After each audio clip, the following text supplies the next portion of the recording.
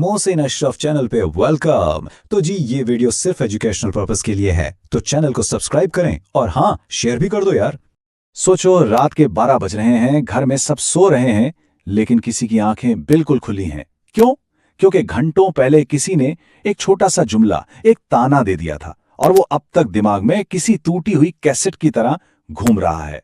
जानी पहचानी लग रही है नहीं ये सिचुएशन? बिल्कुल लग रही होगी, क्योंकि ये हम में से ज्यादातर लोगों की कहानी है। इसका सीधा सा मतलब ये है कि हमारी जिंदगी का रिमोट कंट्रोल हमारे अपने हाथ में है ही नहीं। कोई और चैनल बदलता है और हमारा मूड बदल जाता है। ऐसे जीना गुलामी है, लेकिन आज ये गुलामी खत्म करनी है। चलें इस बात को समझते हैं। खामोशी दो तरह की होती है, एक डरपोक की खामोशी और एक शिकारी की खामोशी, और इन दोनों में जमीन आसमान का फर्क है। जब एक डरपोक चुप होता है तो उसकी नजरें नीचे होती हैं, हाथ कांप रहे होते हैं। वो इसलिए चुप है क्योंकि वो डरा हुआ है। लेकिन जब एक शिकारी चुप होता है ना, तो उसकी आंखें सीधी टारगेट पर होती हैं। वो इसलिए चुप है क्योंकि वो अपना अगला मूव कैलकुलेट कर रहा है। ये खामोशी कमजोर नहीं बल्कि खतरनाक बनाती है। अच्छा, अब एक बिल्कुल अलग चीज को समझते हैं जिसे कहते हैं मार्केट वैल्यू, और ये साइकोलॉजी में बहुत अहम है। देखिए, मार्केट का एक सिंपल सा रूल है, जो चीज जितनी आसानी से और जितनी ज्यादा अवेलेबल हो उसका रेट उतना ही गिर जाता है। हाई सप्लाई का मतलब लो वैल्यू। अगर कोई हर वक्त हर किसी के लिए अवेलेबल है, फोन की घंटी बजी और फौरन उठा लिया, मैसेज आया और फौरन रिप्लाई कर दिया, तो लोग उसे फॉर ग्रांटेड लेना शुरू कर देते हैं। उसकी वैल्यू कम हो जाती है। छोटी सी मिसाल लें, आलू हर जगह मिलता है, हर ठेले पे पड़ा है, किलो के भाव बिकता है। क्यों? सप्लाई बहुत है। अब दूसरी तरफ है ज़ाफ़रान, कम मिलता है, नायाब है, तोले और ग्राम के हिसाब से बिकता है, महंगा है। तो पॉइंट क्या है? आलू बनना छोड़ दें, ज़ाफ़रान बने।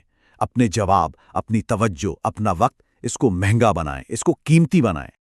ठीक है, अहम सवाल ये है कि ये सब करना कैसे है। गुलाम से खिलाड़ी बनने के लिए 4 सिंपल से स्टेप्स हैं। पहला स्टेप है द पॉज, यानी ठहराओ। दूसरा द लुक, यानी एक खास नजर। तीसरा द डिले, यानी ताखीर करना। और चौथा द ऑब्जर्व, यानी गौर करना। आए इन सब को एक एक करके देखते हैं। Step 1, the pause. जब भी कोई उकसाए, कोई प्रोवोक करे, फौरन रिएक्ट नहीं करना, कुछ नहीं करना, सिर्फ दिमाग में 1 से 3 तक गिनती करें। उन 3 सेकंड्स में हमारे अंदर का जो जज्बाती जानवर है ना, वो वापस इंसान बन जाता है। सोचो, मीटिंग में बॉस ने मेहनत का क्रेडिट किसी और को दे दिया। गलत मूव क्या होगा? फौरन चीखना, चिल्लाना, ड्रामा करना। सही मूव क्या है? पॉज, खामोशी, और मीटिंग के बाद अकेले में सबूत के साथ बात करना। Step number 2, the look. इसमें नजरें नीचे नहीं करनी, ये डर की निशानी है, और ना ही गुस्सा से घूरना है, वो बदतमीजी लगती है। सिर्फ एक ठंडी सी ब्लैंक लुक, एक पोकर फेस, बिल्कुल वैसे जैसे सड़क पर कोई फालतू में उलझने की कोशिश करे तो उसे इग्नोर करते हैं, ढीठ बन जाएं। फॉर एग्जाम्पल, किसी फंक्शन में रिश्तेदार ने ताना मारा, अभी तक जॉब नहीं लगी। गुस्से में लाल पीले होने के बजाय हल्की सी स्माइल दें, आराम से देखें और बोलें बस प्रोसेस में है, और टॉपिक चेंज कर दें। खेल खत्म। और स्टेप नंबर 3, द डिले। सुना होगा ना, ठंडा करके खाओ। गुस्से में जो जवाब दिया जाता है वो सिर्फ शोर होता है, लेकिन जो जवाब सोच समझकर ठंडा करके दिया जाता है वो एक हथियार होता है। कोई व्हाट्सएप ग्रुप में इनडायरेक्ट पोस्ट डाले, फौरन आग उगलने वाला रिप्लाई टाइप करने के बजाय फोन साइड पे रख दें। कुछ घंटे बाद या अगले दिन देखें, तब तक या तो जवाब देने का दिल ही नहीं करेगा, या फिर दिमाग में कोई बहुत बेहतर और स्मार्ट जवाब आ चुका होगा।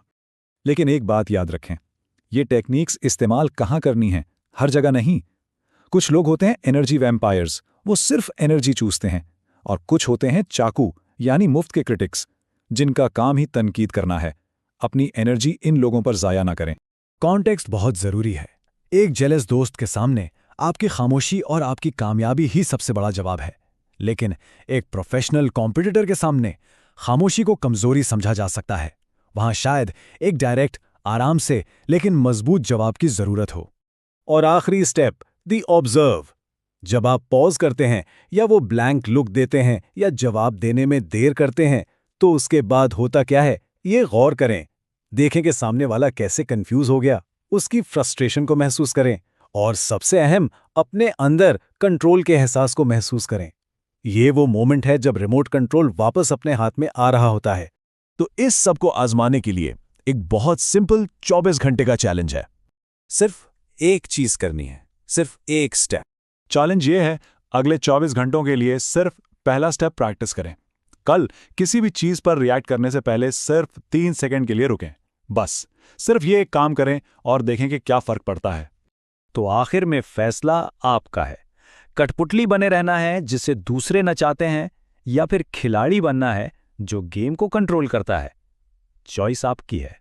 इस तरह की एजुकेशनल वीडियोस के लिए जो होशियार बनाती हैं, मेरे चैनल को सब्सक्राइब करें।